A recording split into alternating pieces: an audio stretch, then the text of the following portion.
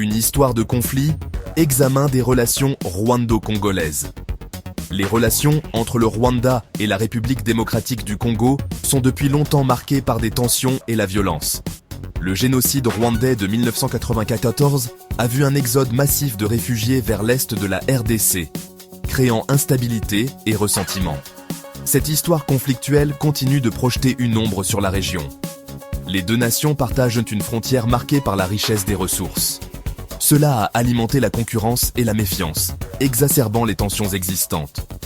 La situation actuelle dans la province du Nord Kivu nous rappelle brutalement la fragilité de la paix dans la région des Grands Lacs.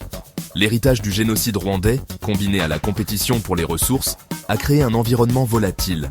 Des groupes armés, dont le M23, opèrent en toute impunité. Leur présence déstabilise davantage la région. La communauté internationale a eu du mal à trouver des solutions durables. Les efforts de maintien de la paix n'ont donné que des résultats limités.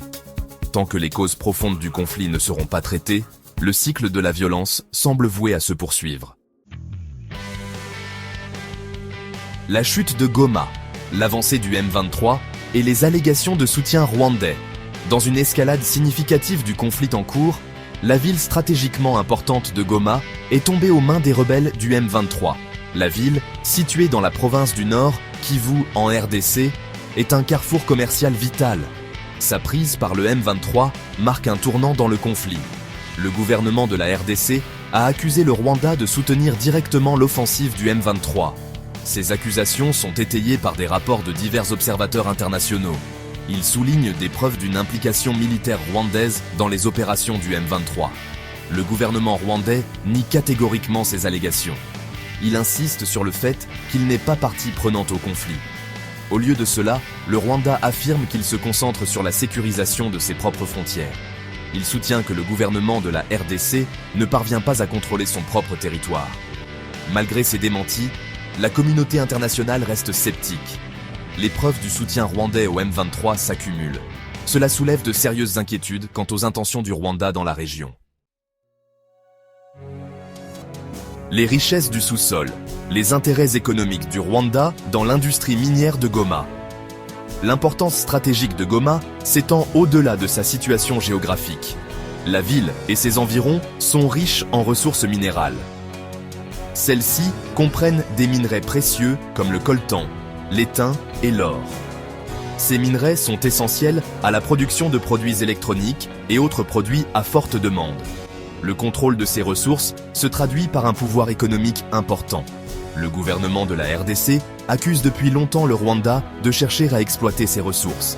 Ils allèguent que le soutien du Rwanda au M23 s'inscrit dans une stratégie plus large. Le gouvernement rwandais profite du commerce lucratif des minerais dans la région.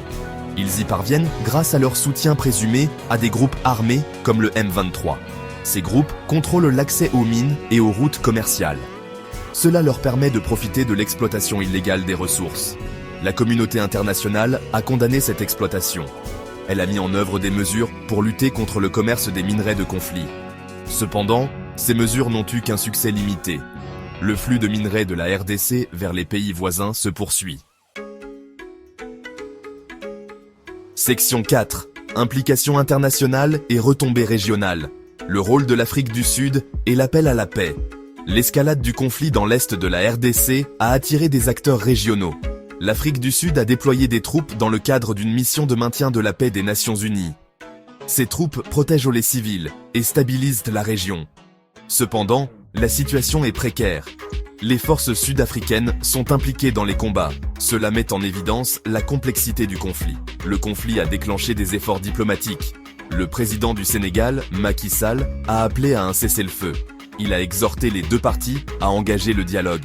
Les précédentes tentatives de médiation n'ont pas réussi. La communauté internationale a condamné la violence. Les États-Unis, le Royaume-Uni et l'Allemagne ont exprimé leurs préoccupations. Ils ont appelé à une cessation immédiate des combats. Section 5. Une crise imminente. Impact humanitaire et crainte d'un conflit plus large. Le conflit en cours dans l'est de la RDC a déclenché une catastrophe humanitaire. Des millions de personnes ont été déplacées de leur foyer. Elles cherchent refuge dans des camps surpeuplés. Ces camps manquent de produits de première nécessité, comme la nourriture, l'eau potable et les soins médicaux. La situation est particulièrement dramatique pour les femmes et les enfants. La communauté internationale a du mal à répondre aux besoins croissants de la population déplacée. On craint de plus en plus que le conflit ne dégénère en une guerre régionale plus large. Pour rester informé de l'évolution de la situation et de ses implications mondiales, abonnez-vous à notre chaîne pour des mises à jour régulières et des analyses approfondies.